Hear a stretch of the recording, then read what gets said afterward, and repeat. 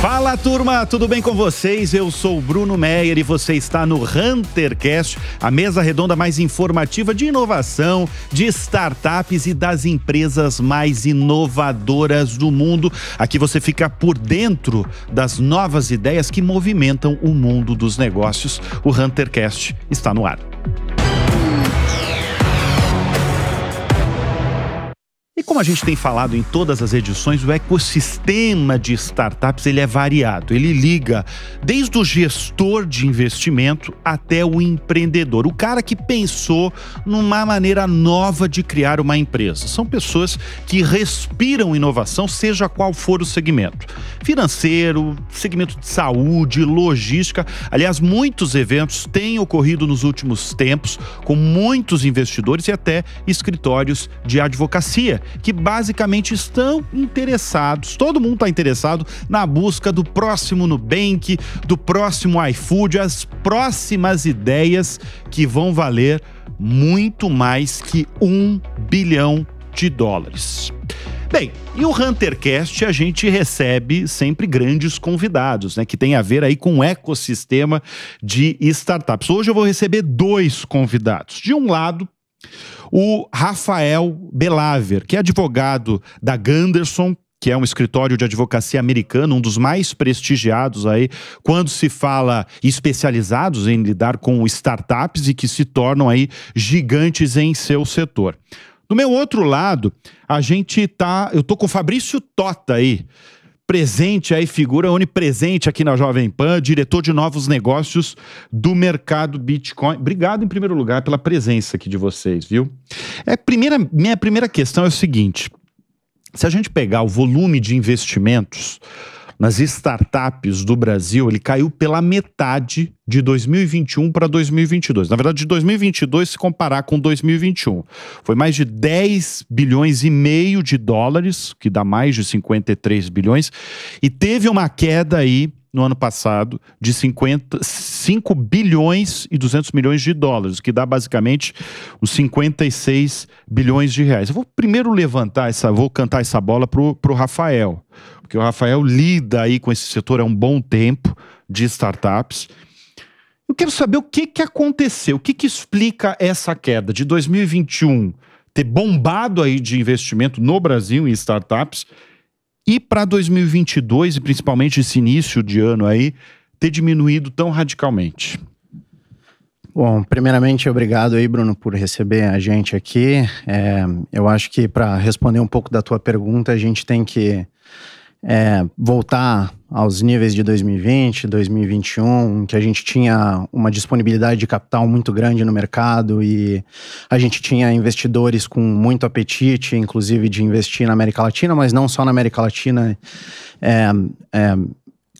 tanto quanto como no mundo. E eu acho que durante os anos, durante esse último ano, esse último semestre, o começo desse ano, etc., esse apetite diminuiu um pouco e eu acho que muito vai do risco, um pouco do mercado de juros aí, internacionalmente falando, mas muito, na nossa visão, um pouco do desalinhamento entre os investidores e as companhias, né? Existiram rounds com valuations muito altos no passado e essas empresas captaram bastante dinheiro, então muitas empresas estão bem capitalizadas, com um runaway muito grande, elas conseguem se manter com esse runaway aí pelos próximos anos e elas não querem sentar na mesa para negociar o mesmo valuation que hoje os investidores têm oferecido. Mas olha só, eu vou até levantar para vocês dois, vou chamar o Tota para a roda também.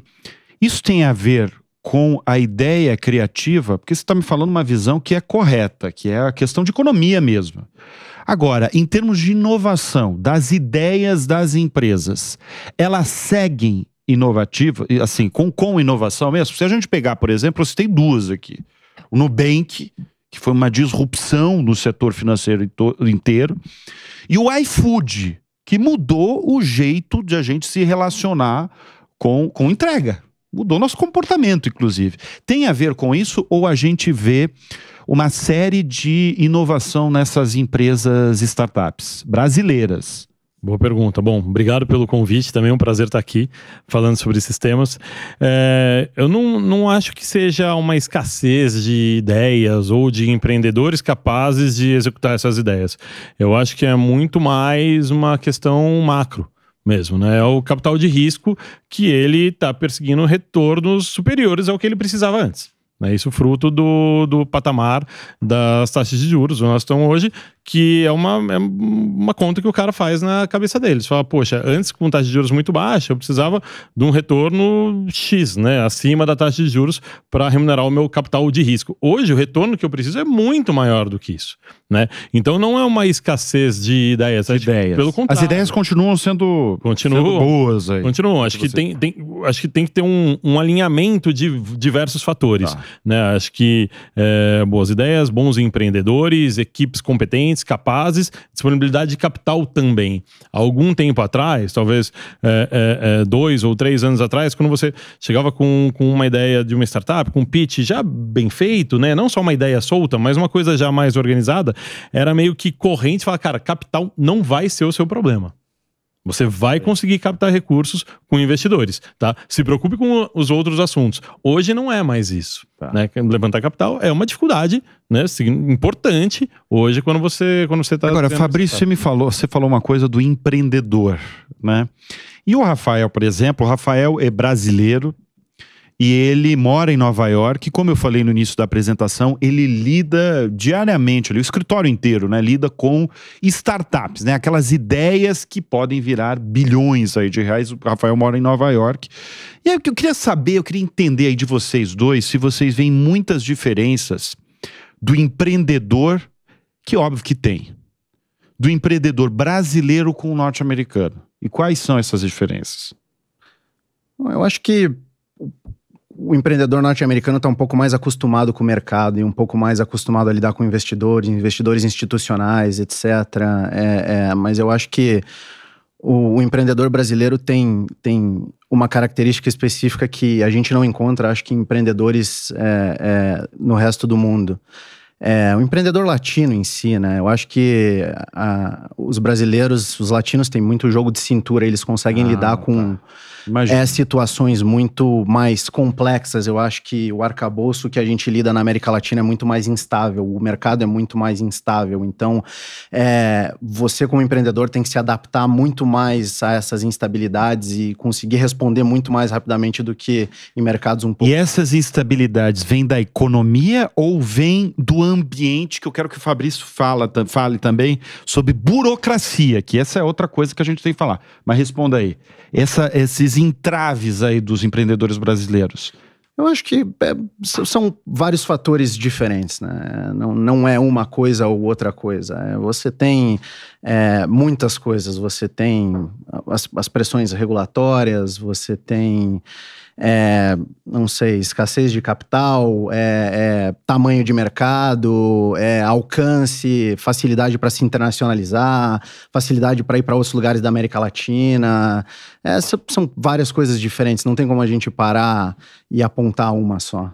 Fabrício, eu queria que você falasse um pouco sobre a questão dos novos tempos de startups e principalmente de burocracia de trabalho, que era um assunto que a gente estava falando antes, inclusive, né? Sim. Acho que tem questões culturais, assim, importantes e que aos poucos elas estão se adequando, se moldando, né? Acho que nessa questão do americano pro brasileiro, para ficar só nesses dois exemplos, acho que tem uma cultura americana do empreendedor, né? Eles já são incentivados a isso. Uma coisa muito mais enraizada. Né? Essa ideia, o conceito, a ideia de empreender é uma coisa muito mais comum, né? Alguma coisa que está mudando aqui no Brasil. Acho que, felizmente, que você tem tido acho que uma geração mais nova que vê no empreendedorismo um caminho também, né? E não aquela ideia de trabalhar numa multinacional, essas coisas assim. Então, acho que isso tá mudando bastante. O que você vai atraindo, assim, algumas pessoas de vários perfis diferentes, né? Mas eu destaco 2. Acho que das pessoas que já trilharam carreiras em indústrias, vamos dizer assim, tradicionais, e que chega uma hora e fala, cara, eu acho que tem outro caminho, que é justamente o do empreendedorismo, não necessariamente da pessoa, fala, não, eu vou empreender aqui do zero, mas se juntar ou se conectar com outras pessoas, com outros empreendedores que vão demandando o que a gente chama de capital intelectual, né? Que você tem essa certa dificuldade das indústrias desse ambiente de startup. Chega uma hora, a startup ela tem um espírito startup, mas uma hora ela precisa falar, poxa, eu preciso de um diretor financeiro, de um CFO, preciso de um diretor de marketing, um CMO, aqui já experiente em outras indústrias para trazer aqui para o que a gente está chamando de startup, né? Então você vai se conectando, as pessoas vai cooptando, trazendo para o lado de cá pessoas já experientes que já têm uma carreira. E você também tem um público, uma geração mais jovem que já vê de largada uma alternativa ou de empreender ou de falar, cara, não vejo sentido na minha vida profissional de não trabalhar para uma startup. Eu não consigo me ver numa estrutura travada, antiquada, burocrática. Isso é uma coisa que é uma crescente, né? É uma coisa meio que não tem como correr atrás, né? As pessoas estão... Sem dúvida. E acho que pandemia tem um impacto relevante nisso, né? Essa ideia do home office, né? Tem empresas que têm tido dificuldade. Falam, não, olha, aqui não é home office, todo mundo no escritório bonitinho todo dia, às 9 às 6. E gente fala, não, obrigado. Fala, não, mas não quer ouvir? Obrigado. Não me interessa. Né? Então, são coisas que são um pouco surpreendentes, né? Para outras gerações, falar, pô, como ele não quis nem conversar? Fala, cara, não quer, porque não se enquadra no estilo de vida. Então, acho que assim, você vai tendo essas questões do seu ambiente de trabalho, da sua vida profissional, muito conectadas com a sua vida pessoal. Né? Eu até um outro dia estava numa conversa, eu achei muito interessante o conceito. A gente falava muito entre equilíbrio, entre vida pessoal e profissional. Né? Tem gente que diz que isso não existe. Na verdade, o que existe é uma integração.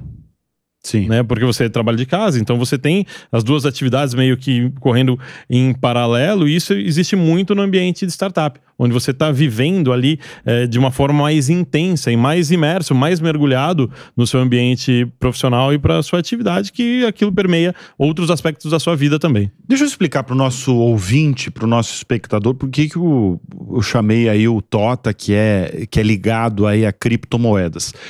Porque neste domingo, no próximo domingo, o tema do Unicorn Hunters, que é o reality show exibido aqui na TV Jovem Pan News, é criptomoeda. E essa é uma pergunta que eu vou fazer a você, Fabrício.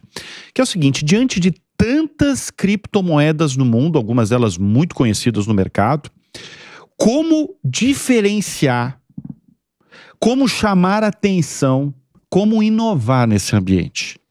Cara, eu diria que... Só para fazer jus ao programa, eu vou falar que essa é a pergunta de $1 bilhão. Exatamente. Porque realmente é muito, muito difícil, né? É muito complexo. As criptomoedas... Eu faço essa pergunta para vários empreendedores que vêm aqui no HunterCast. Porque é o seguinte, eu recebo gente de saúde, ligada à saúde. Aliás, no Unicorn Hunters tem muita gente ligada à saúde, muita empresa nova. E eu falo, como é que é? Porque é o seguinte, a partir do momento que veio o Nubank, por exemplo, vou falar só do setor financeiro. A partir do momento que veio o Nubank, ele é uma fintech. Como as outras vão apresentar isso? Isso eu levo para CEO que vem aqui, ou de outras fintechs brasileiras, falar assim, como inovar, como fazer diferente para se manter relevante num mercado que está congestionado de opção. Fintech no Brasil está congestionado de opção. Tem fintech de tudo, são numerosas. Como se diferenciar? Por isso que eu faço essa pergunta para você. Como no teu ambiente, claro que vocês são líderes de mercado e tal, mas o que tem que fazer para se diferenciar? Sabe que uma das minhas funções, assim, de forma bem objetiva no mercado Bitcoin é justamente de listagem de novos ativos. Né? Então é alguma coisa que é dia a dia, assim, fala, poxa, o que a gente recebe, tanto do que a gente pesquisa, do que a gente vai buscar no mundo, literalmente no mundo todo, a gente consegue, pela característica do nosso negócio, a gente tá olhando um mercado global de ativos que eu posso trazer para serem listados na minha plataforma, também de provocações que a gente recebe de empreendedores do mundo todo que falam, poxa, eu quis resolver esse problema de negócio, sim, eu criei esse business que funciona dessa forma, eu criei um ativo, um token, uma moeda que eu gostaria de listar na sua plataforma. Né? Então, na verdade, quando a gente fala dos criptoativos, o criptoativo ele é produto, na verdade, de uma ideia mais ampla, que precisou do criptoativo para resolver algum outro problema. né? Então, quando você, poxa, eu estou fazendo aqui uma exchange descentralizada, por exemplo, e que o token vai ser o token, o ativo vai ser o ativo que vai definir a governança. Por meio desse ativo, você vai poder votar em decisões de governança dessa instituição. Só, opa, peraí, você está usando para resolver um problema que ele não se encerra em si mesmo. Ele não foi criado para existir, depois você tentou criar a utilidade dele. Você tinha um problema para ser resolvido. A governança de uma determinada organização. Aí você criou o ativo, né? Então a gente olha, isso é só um exemplo, mas a gente olha muito o projeto como um todo e que de preferência não tenha sido criado do fim para o começo. Eu tenho um token e daí eu vou andando para trás para ver para que ele vai servir. Eu tenho um problema, aí eu crio um token. Aí funciona bem. A gente tokeniza muitos ativos lá, né? A gente cria... Você pega um ativo real e divide esse ativo real em vários pedacinhos e coloca para negociação, né? Por exemplo, cotas de consórcio, alguns ativos que a gente utiliza como produtos de investimento lá. O token, ele foi criado para viabilizar o acesso ao ativo. Não é que eu criei o token antes, depois fui buscar o ativo. Entende? Então é sempre essa a ideia. Fala, poxa, de um ponto de vista mais macro, né? Olhando de cima, que problema está resolvendo? Nenhum? Não vai dar. Isso é uma coisa que eu escuto muito aqui no HunterCast, sabia? De convidados mesmo, que é o lance que, assim, a gente tem uma audiência que é uma audiência, inclusive, de startups, de gente que está começando ou gente que já embalou e tal. Mas o que eu escuto mesmo de gente, de convidados é isso. Você ter um problema e você apresentar uma solução para esse problema. Ali é o começo de alguma coisa que pode virar uma coisa grande. Isso é uma coisa que eu tenho escutado com muita frequência aqui no HunterCast. Eu peço licença para vocês, que agora eu vou ter que entrar no Minuto Hunter. E neste domingo você vai conhecer a Unicoin. Neste episódio, dedicado a apresentar a criptomoeda do Unicorn Hunters, os especialistas do Círculo do Dinheiro pontuam o que mais gostam e o motivo de apoiar a iniciativa, mesmo já existindo criptomoedas muito conhecidas no mercado.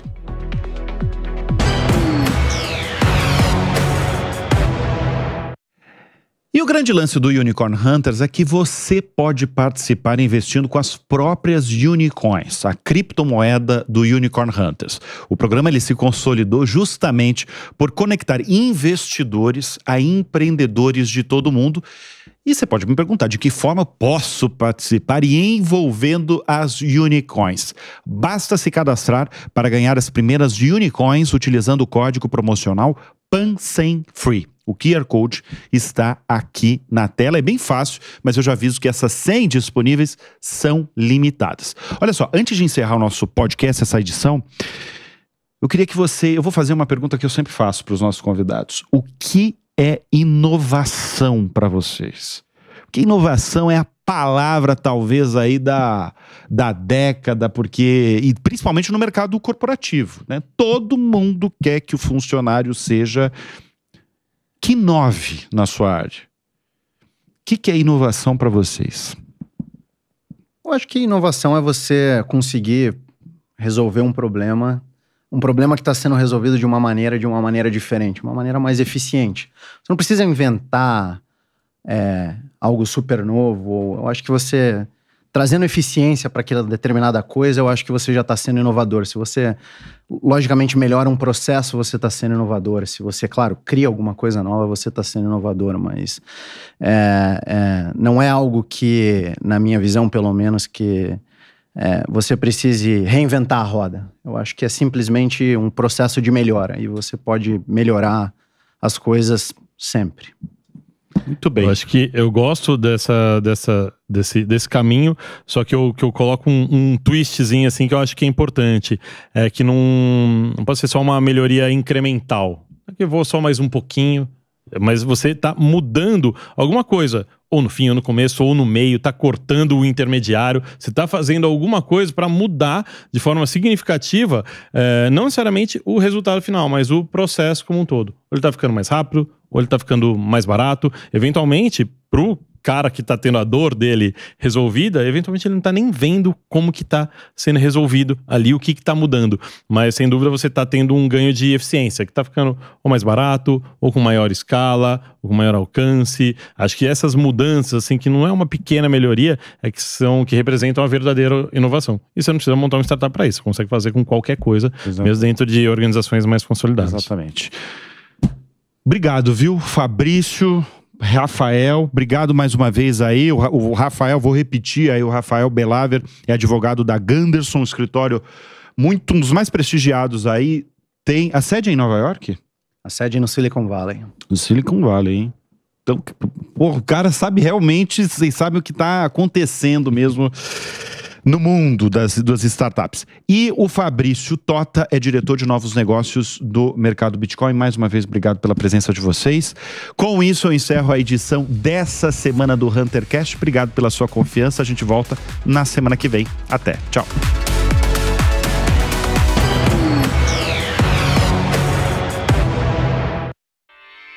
Realização Jovem Pan News.